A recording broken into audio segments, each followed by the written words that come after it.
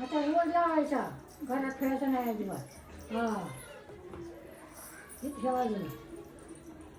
25, 28, 29 वर्ष झालं. हा आताशी भेटलाय मला.